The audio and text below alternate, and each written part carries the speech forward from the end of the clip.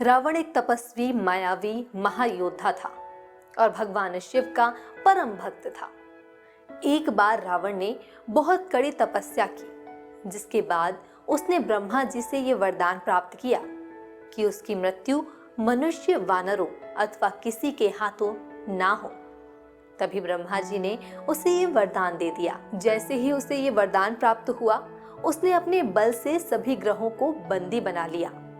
घमंड में चूर होकर उसने शनि लोक पर भी चढ़ाई कर दी और शनिदेव को भी बंदी बना लिया। बंदी बनाते ही उसने शनिदेव को उल्टा लटका दिया। शनिदेव रावण से परेशान हो गए और भगवान शिव का स्मरण करने लगे। कुछ समय बाद भगवान शिव प्रकट हुए और शनिदेव को आश्वस्त किया कि शीघ्र ही वे हनुमान जी का अवतार लेंगे और उनका उद्धार करने आएंगे। धीमे धीमे समय बीतने लगा और समय के साथ रावण का घमंड और अत्याचार भी बढ़ने लगा। तब रावण के संहार के लिए भगवान विष्णु ने राम के रूप में और माता लक्ष्मी ने सीता के रूप में पृथ्वी पर अवतार लिया। उसी समय पृथ्वी पर शिवजी ने हनुमान जी के रूप में अवतार लिया।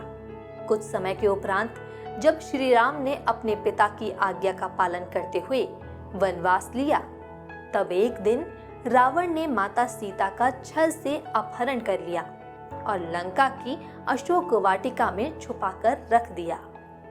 तब सीता माता की खोज करते हुए उन्हीं दिनों राम लक्ष्मण की भेंट रुद्र अवतार हनुमान जी से हुई और फिर माता सीता की खोज शुरू हुई। अब हनुमान जी माता सीता की खोज के लिए समुद्र पार करके लंका पहुंच गए और अशोक वाटिका में छुपाकर रखी हुई माता सीता को खोज कर निकाला। सीता माता से मिलने के बाद हनुमान जी को बड़ी भूख लगी और वे अशोक वाटिका में जाकर फल खाने लगे और पूरी वाटिका के पेड़ पौधों को तोड़ दिया। वहीं एक बानर को अपनी सोने की लंका में उत्पात मचाते देख रावण ने हनुमान जी को रोकने के लिए अपने पुत्र अक्षय कुमार को भेजा, लेकिन युद्ध में हनुमान जी ने अक्षय कुमार को मार डाला। युद्ध भयंकर हुआ और अंत में मेघनाद ने हनुमान जी को ब्रह्मपाश में जकड़कर रावण के समक्ष उपस्थित कर दिया और रावण ने हनुमान जी की पूंछ में आग लगवा दी, जिसके बाद गुस्साए हनुमान जी ने अपनी पूंछ से संपूर्ण लंका को आग लगा दी।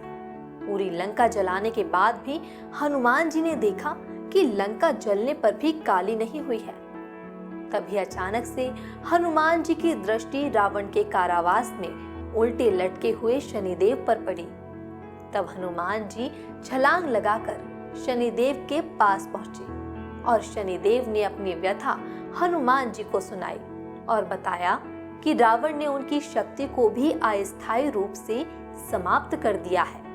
यह सब सुनकर हनुमान जी ने शनिदेव को मुक्त कर दिया और उनकी शक्तियां भी उनके पास वापस आ गई। फिर शनिदेव की दृष्टि पड़ने पर लंका काली होकर जलकर राख हो गई और शनिदेव रावण के प्रकोप से मुक्त हो गए। तब शनिदेव हनुमान जी से बोले, हे महावीर, मैं आपका सदा ऋणी रहूंगा और आपके भक्तों को कभी भी पीड़ा नहीं दूंगा।